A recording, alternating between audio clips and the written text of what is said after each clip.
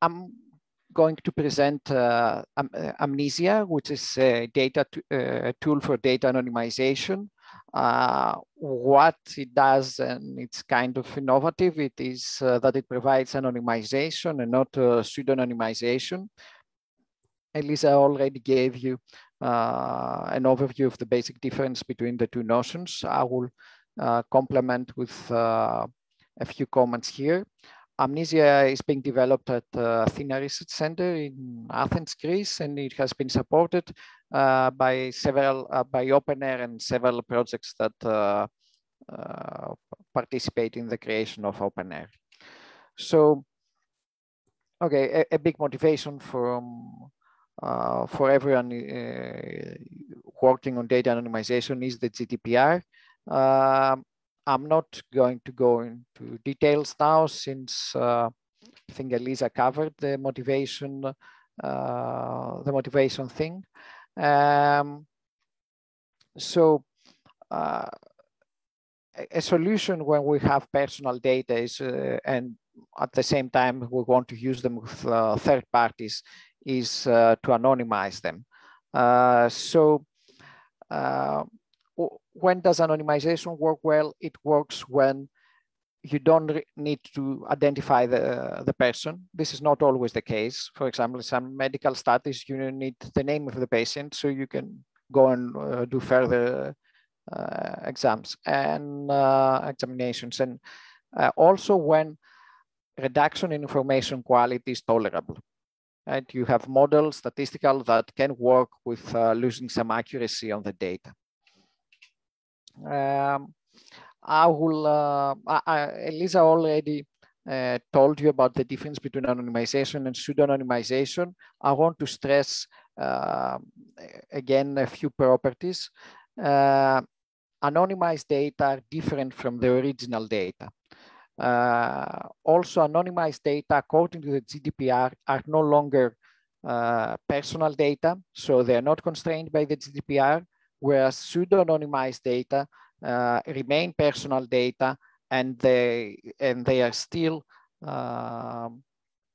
and they still have to be treated with all the limitations imposed from GDPR.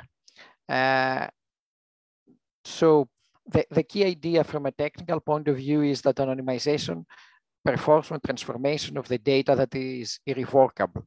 There's no way for a third party or an adversary, even using other data sets, to re-identify or to reverse this transformation and get the original data. Whereas pseudonymization, it is constrained in the removal of some identifiers.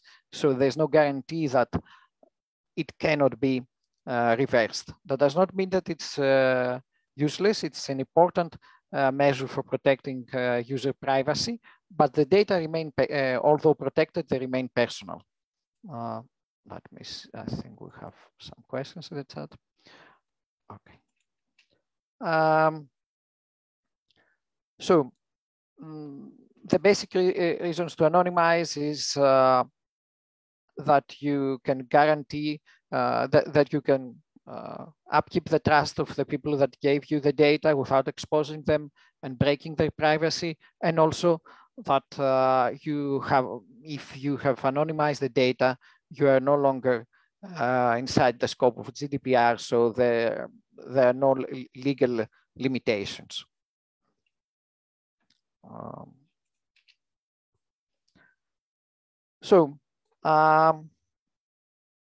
This nice, okay, I shouldn't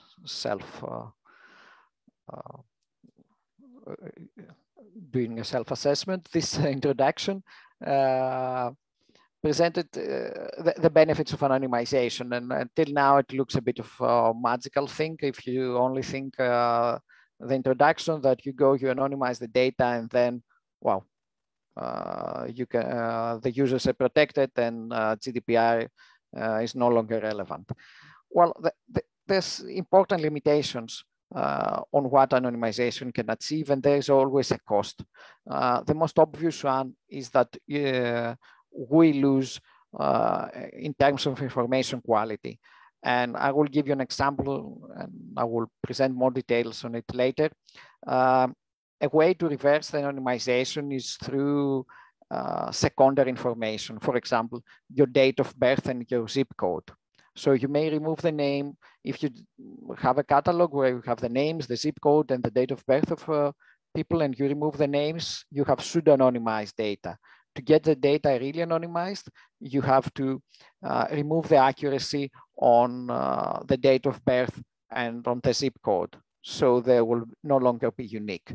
So when we do anonymize the data, the original data are transformed. The anonymized data are usually different from the original, and some accuracy has been lost. Another thing is that although GDPR presents a clear distinction between pseudonymization and anonymization, in practice and from a technical point of view, things are not so clear-cut. There are gray areas between what is anonymized and pseudonymized. Data transformation may not be fully revocable, but may be partially revocable. So some information, but not all, may be revealed. And that's why we have several forms of data anonymization guarantees, where each of them protects the data in a different way. I will present an example here, although I will not delve in these presentations on this gray boundary. And the last limitation is that it is not a process that can be easily automated. This is because it's complicated, and there are always user choices to that are needed, and also because it's a new process and there's not enough experience to just have a long-term experience from the industry on how it is usually done, on what is usually important. So because information is lost, it is important that the user guides the information process and limits the loss to the important parts of the information and guides the transformation to work on the less important parts of the personal information.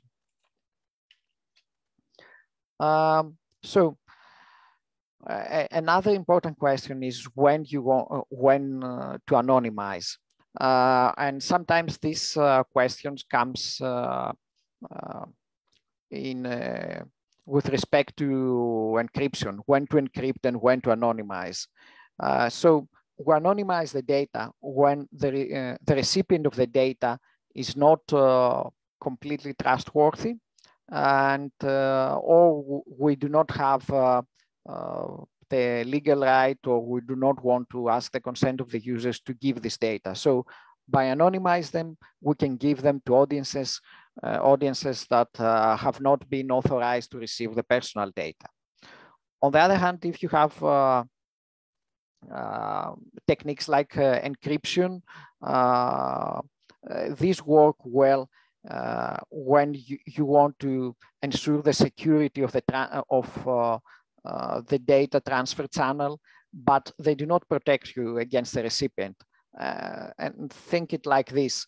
When someone gets anonymized data, then they cannot reverse the transformation. The guarantee we have is that they will not discover anything more than what they get.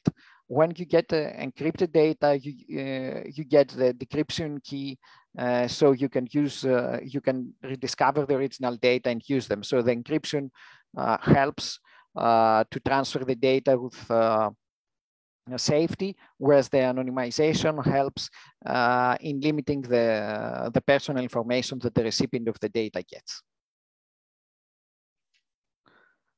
So to advertise a bit Amnesia, we have, it's freely available. We have put a lot of effort in making it user-friendly, although admit it remains a complicated tool.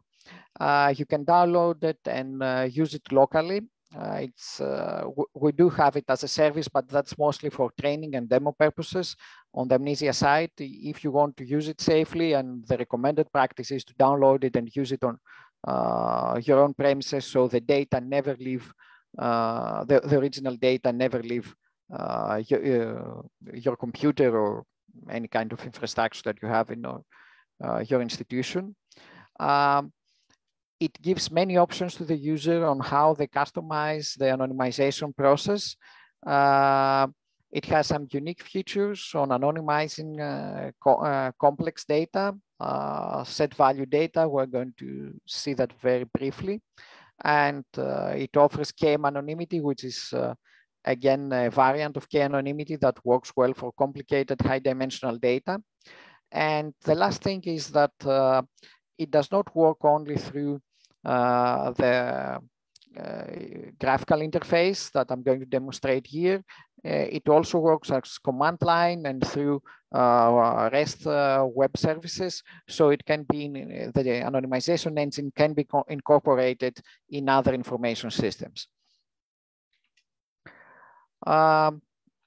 I think that's these are the total statistics. Just 1-2 months ago, we had 63K visitors in the Amnesia site, almost 200K page views, and more than 3,000 unique downloads. So it's becoming popular as people explore the solutions for anonymizing data. As far as we know, there's no big vendor that has a solution that does data anonymization. There's some other academic prototypes, but vendors have are still the big vendors, like Oracle. They're limiting themselves in pseudo-anonymization and have not offered pure anonymization solutions. So if we want to sum up where we are now with Amnesia, Amnesia offers K anonymity and KM anonymity. It works on simple relational tables, on object relational tables. It works for very large data sets that do not fit in the main memory, but they reside on the disk. It offers programmable API to work with other information systems. And also it has been up for more than 2 years. So it's the main functions are mature enough.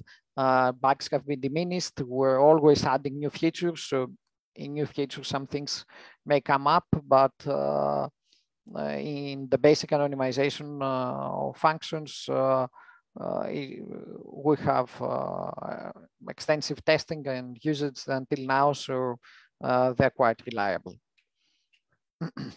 So till now, I gave you a theoretical overview on what is anonymization, what is not anonymization, how pseudo-anonymization works.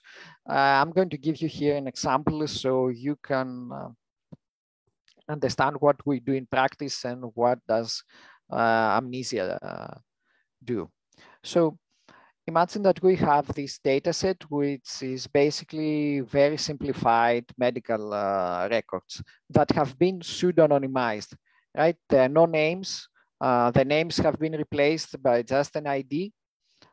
So just by looking at them, it's not easy to do some reverse engineering or discover the identities of the person behind its record, but the data are not yet anonymous.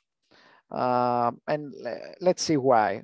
First of all, assume that each record refers to a different person, and we have some descriptional data, the zip code, the age of the person, and the nationality.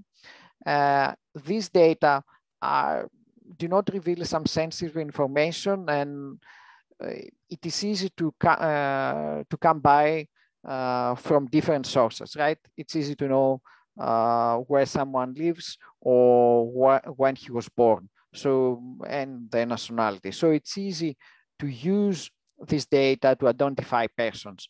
And for these reasons, we call them quasi-identifiers. And we have one sensitive attribute, which we consider that it's not common knowledge, and actually the privacy of the patients will be breached if a third person manages to recognize a record and then know what the diagnoses have been for this person.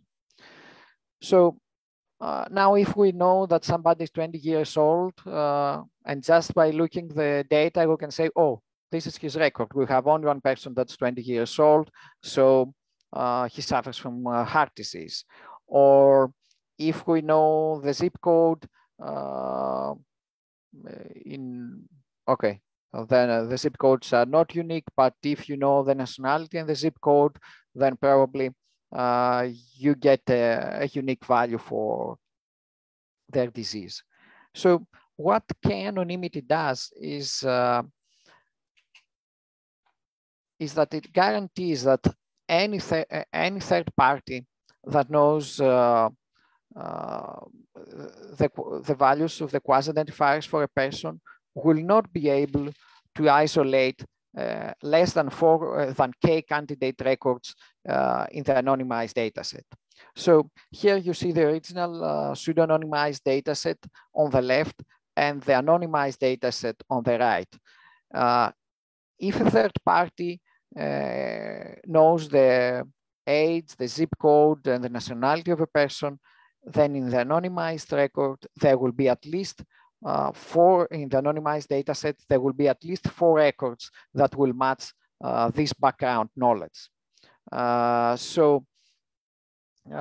This is a 4 anonymous dataset. By increasing k, having a 10 anonymous or 20 anonymous dataset, we increase the strength of the protection. So if I knew that Ivan was 28 years old, from this dataset, I would infer that he has heart disease. But if I see just anonymized dataset, I understand that he is in the first group, that one of these records is his, but I do not know which. So this is a process that it is irrevocable. By seeing this data, we cannot go back to the original data. If we know the quasi-identifiers of a person, we cannot reconstruct the original value. Still, as I told you, there are always gray areas. For example, okay, I'm sorry, I have removed that. If I know that someone is in his 30s, then I know he belongs in this group. K-anonymity holds, I cannot understand which record belongs to him, but since all persons in this group suffer from cancer, I can infer that she or he have cancer. And this is a theoretical weakness. The dataset remains remains anonymous, the guarantee holds, but there are always ways in every guarantee to get to do some kind of inference. So the decision on the guarantee and the strength of the guarantee lies with the DPO. But from a legal perspective, if you have chosen a guarantee and you have anonymized the data and you have taken all precautions, then you can claim and justify that you have taken all the reasonable measures to protect user privacy. So what Amnesia does is it performs this transformation. You provide the value for K that you want to achieve, and it transforms the data from the original form to the anonymous form by generalizing the data. We call this substitution of the specific values of the original data with the more generic values in the anonymized data as a generalization. So here we have a generalization of the age of patients, and instead of giving the exact age, we just give an age category: less than 30, 30 to 40, and more than 40. And this is a reduction in the information quality that allows us to group more records together, so a third party cannot identify the exact record of a person. Now, I'm sorry, to be able to do this substitution, we need to provide to the algorithm some instructions on how to do these replacements. For numerical values and general values that come from a continuous domain with a total order, this is usually easy and intuitive. For example, if we want to tell if we have the birth dates or the age of a person, one can tell the algorithm, but get the exact age, and if giving the exact age in the anonymized data violates the privacy guarantee, then present the age in terms of decades. And if the decades are not enough, then you can present them in some other category in 20-year periods. And if nothing works, then just delete the age and put an asterisk there. So this is the more complicated form of input that these algorithms work, and it is the generalization hierarchy, which in other words is the set of rules on how to iteratively abstract, how to iteratively generalize the data that the algorithm will find in the original data set. So we need to tell them how to abstract the age, how to abstract the zip code, which is basically to start removing the least important digit on the zip code, and nationality could be, from country, it could go up to unions or different areas in the world, and then to nothing. So the user must always give this information on how to replace the original data, and this constitutes one of the most complicated things that a user has to do. Now, okay, I'm going to just very briefly present the more complex anonymization process that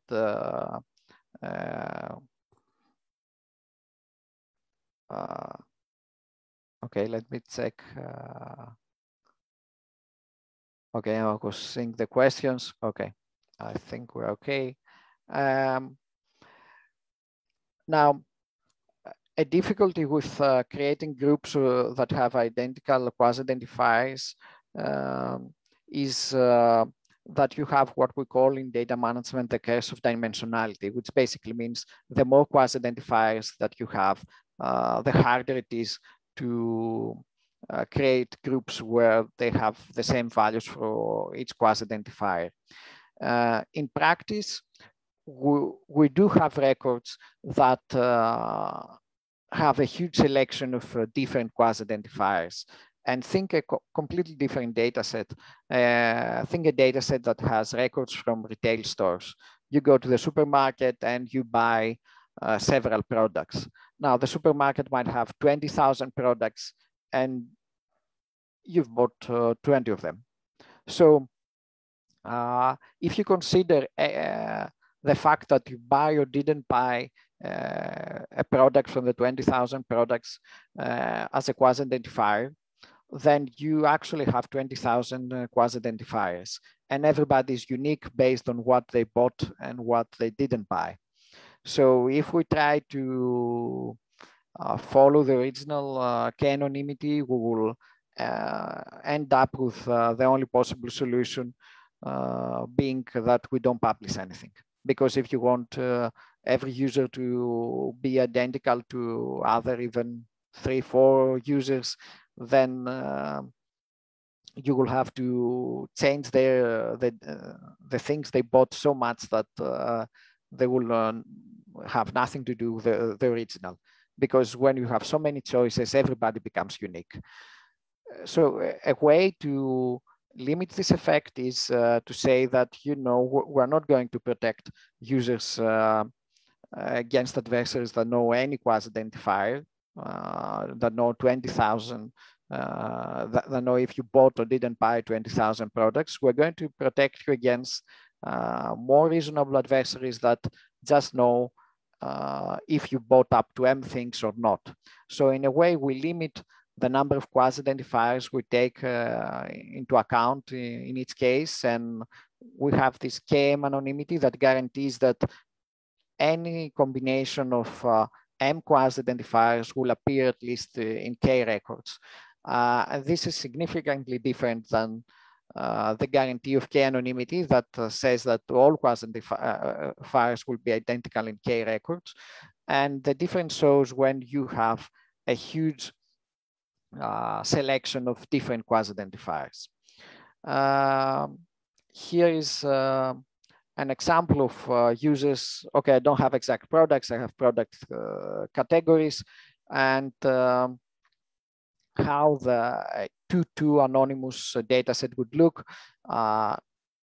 which is the one in the bottom. And actually, the guarantee that we have here is that if I know that a person bought up to 2 products, then there will be at least one other person that has bought these products. And this is a weaker, but it's still a statistical guarantee that that offers provable irrevocability to the algorithm.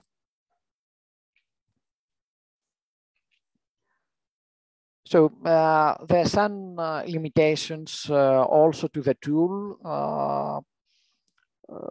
that some are inherent to all the tools, that anonymization is not a well-established technique, and users try to use the tool and they do not know exactly what to expect. So it's a lot harder to use a tool that's that does something you do not know well, even at the theoretical level. And this is a significant problem that limits the ease of use of Amnesia. Amnesia does the technical part, but it does not offer advice on how to choose the anonymization parameters. It won't tell you, K equal to 5 is a good value for K. This is a decision that has to be taken completely by the user. And finally, it is limited by the type of guarantees that it protects. Amnesia now has K anonymity and KM anonymity. These are one of the simplest guarantees that exist in research literature, but still we believe that they're a big step from the pseudonymization solutions that are actually in the market. So at the moment, we put most effort in making the tool easy to use and able to cover different types of data sets, and less on adding more and more complicated data anonymization guarantees, because we think that we need a lot of experience in practice and to get some feedback from the industry to see on if they're actually interested in more complicated and more strict guarantees, or if they're interested more in the easy application of simple guarantees. So I think that was all the theoretical presentation. I think we can have some questions now, or before I go forward with a demo. If you want me to discuss something again or anything. This is the first version of the first screen of Amnesia. You can download this, the latest version. Beta is around here. It's just 1.2.4. That's available in Amnesia site, and you can download it and use it directly. This runs locally.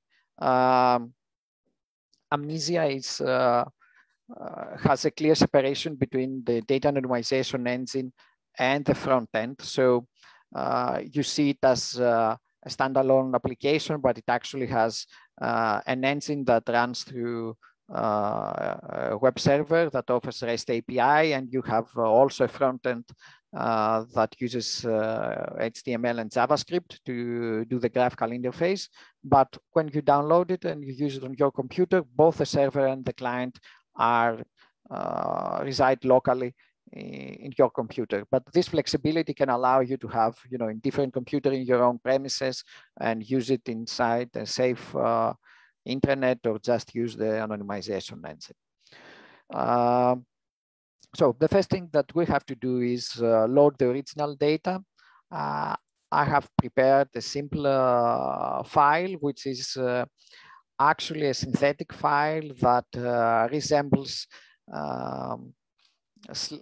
cut down versions of health records from UK hospitals, the data we used in the project.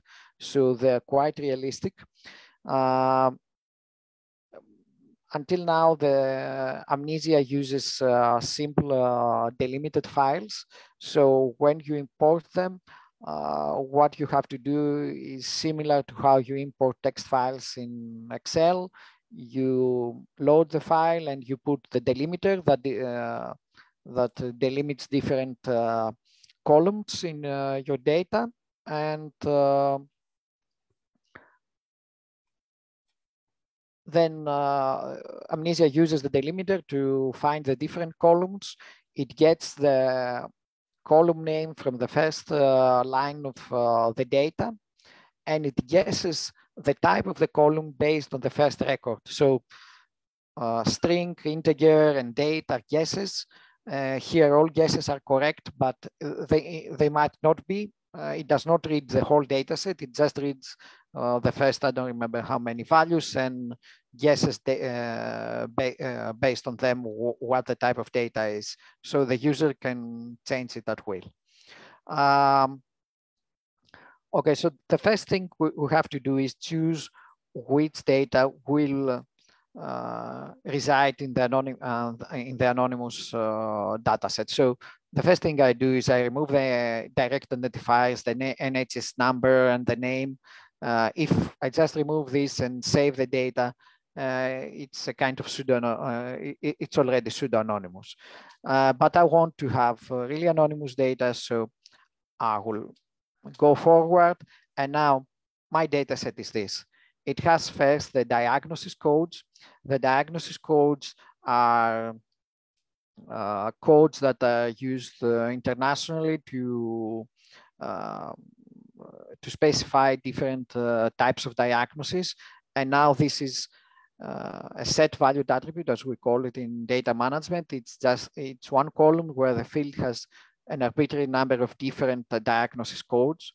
For this example now, we will just consider that this information is not quasi-identifiers and somebody cannot be identified by this information, but they can be identified by the other two columns, their date of birth and their marital status. So what we have to do here is tell the algorithm how to abstract, how to present in different levels of granularity the date of birth and the marital status. For the marital status, we have created the generalization hierarchy by hand because the values are not a lot and they're simple. This comes from, the original data comes from real data, so the answers are not that well restricted, or they do not always make sense. So instead of people writing if they're in a relationship, if they're married or not, they just gave answers like, no, I'm divorced, I'm widowed. Sometimes too much, sometimes too little information. So we just say that these are grouped to somebody being single, and these have, and yes is just replaced by married. So we have one generalization hierarchy that has been created by hand, and we can generate another hierarchy semi-automatically using the original data set. So we choose auto-generate, we choose the attribute that from the original data that we're going to use for creating the hierarchy, and we're deciding on the type of the data. This will be a hierarchy that will define ranges on the original data, because the original data dates, so we can have continuous ranges, 1 week, 1 month, 3 months, and whatever, and it's of type date. So the idea here is that if you have some kind of continuous attribute, you can define ranges and then group these ranges to bigger ranges and so on. If this data were numbers and we're using the decimal system, that could be very easy. For example, if it was a salary, then you could say that, you know, group the exact salary in 1,000 euro steps, and then ranges, and then these 1,000 euro, group them to 5,000, to 10,000, so on, till you have any salary. But the case of date is the most complicated one, because in practice we do not use the decimal system, but we use a very complicated system that has days, and we group every 7 days to 1 week. So first of all, I would like the date of birth to be grouped in 7-day periods. And then if these 7-day periods are not enough, I would like it to be grouped in terms of months, and to be grouped in 3-month periods. And then if the 3-month periods are not enough, let's group it to 2-year periods. And if these 2-year periods are not enough, then from then on, just group it in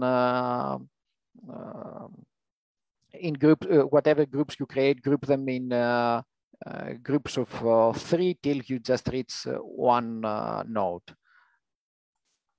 And you get something like this. Not something, you get exactly this thing.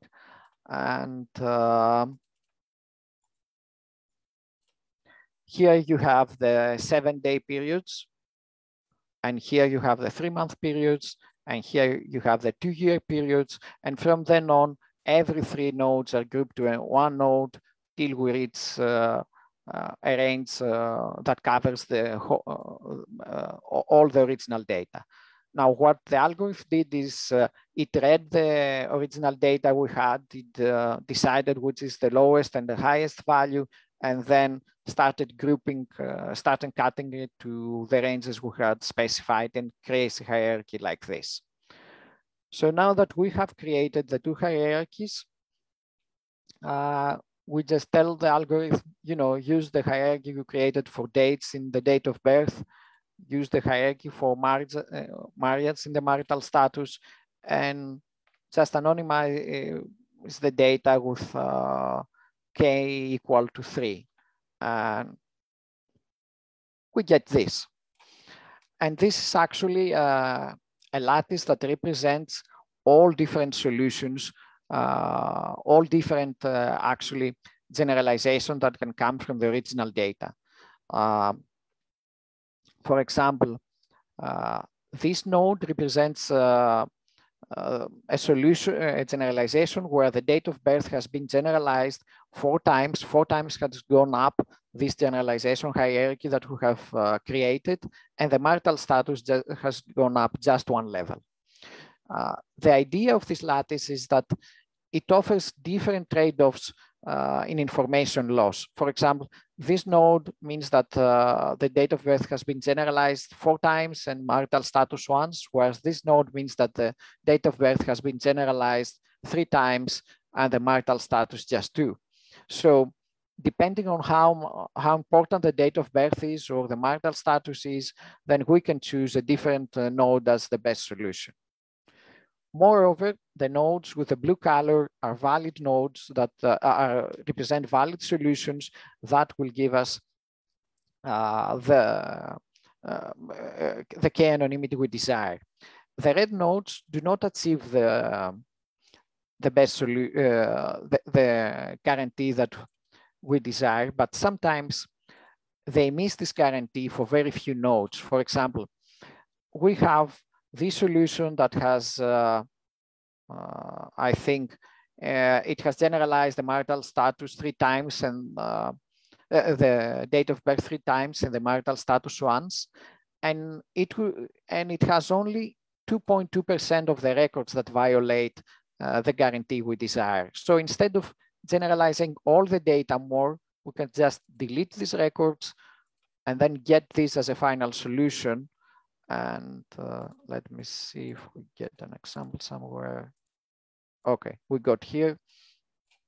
This on the left, we have the original data, and on the right, the anonymized data. Now, the date of birth is gone, and we have just a 2-year period.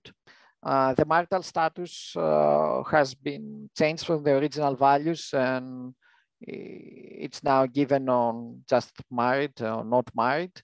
And the records that appear as red on the anonymized data will be completely removed and deleted from the output. So this concludes the anonymization process for this table. We just save this data as a local data set, and we have anonymized data.